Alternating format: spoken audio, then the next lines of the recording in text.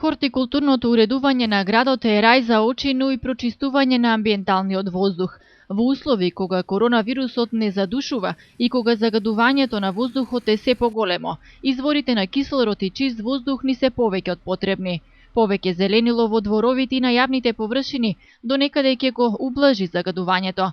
Но тоа зеленило треба некој да го чува и одржува, а не да го уништува. Долгогодишното искуство покажува дека како пролетните, така и есенските цвеќиња на јавните површини скоро и да ги нема, иако постојано се обновуваат од страна на надлежните задолжени за одржување на јавните површини. На најфреквентниот дел од градот, на зелените површини од булеварот, кој што го поврзува Делчево со централниот дел на Македонија и Република Бугарија, деновиве се засадуваат нови зимзелени садници туи, кои треба да придонесат за прочистување на воздухот и поубав изглед на градот, но колку сето тоа ќе се одржи во живот, зависи од сите граѓани. Секоја чест за оние кои што размислуваат како анкетираните граѓани дека зеленилото треба да се чува, но има и такви кои сето тоа намерно или од небрежност го уништуваат, па јавните зеленила остануваат само голи површини. Треба сите заедно да се трудиме да го зачуваме зеленилото, кој што ни е потребно за нашето здравје, порачуваат совесните граѓани. Многу пати се садат, многу пати се крадат, се уништуваат. Да, предходно имаше насадено и трендафили, други цвеќиња разни, али народот несовесен, сите сме. Граѓаните треба да ги зачуваме, да не ги крадеме, да не ги корнеме, да не ги газиме, да се знае каде да поминат. И сега апел давам, тоа да остане, да се негува, да не се краде, да пораснат, да биде личен градот, да изгледаме на убав културен центар. А сега и покрај оваа ситуација со короната потребен ни и чист воздух. Потребен ни и чист воздух, да, околу ситуацијата со короната и сите дрвца што се и во дворови, во градини, сите треба да ги негуваме и да не ги корнеме. Да биде чиста средината. Значи од зеленило и паркови поубаво нема. Само граѓаните треба да бидат совесни. Да не се тоа вади, да не се уништува.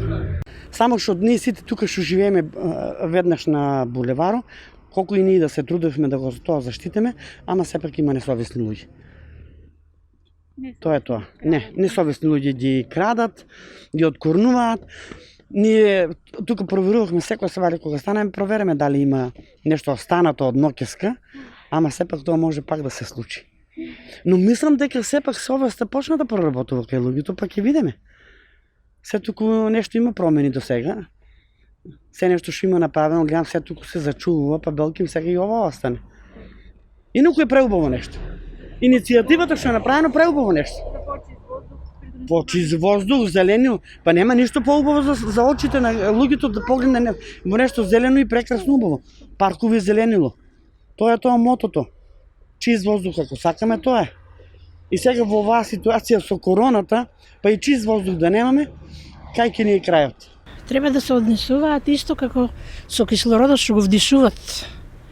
Да не се загадува воздухот, треба да има цвеќиња, треба да има зеленило, треба да има што повеќе кислород, поготово сега во таа сезона. Искуството вели дека не секогаш се чуваат цвеќињата, дека многу несовесни граѓани ги откорнуваат, ги уништуваат.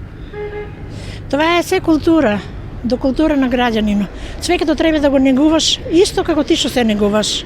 Цвеќето е толку вредно, цвеќето те моли, не гази ме боли. И апелот од надлежните е да се остави она што е за доброто на граѓаните, да не се крадат, корнат или уништуваат новите садници. Инаку засадени ќе бидат 169 зимзелени садници топијари, разни видови на туи, а за нивно засадување се задолжени екипи на јавното претпријатие Брегалница, за кои што општината од сопствениот буџет одвои 117.460 денари.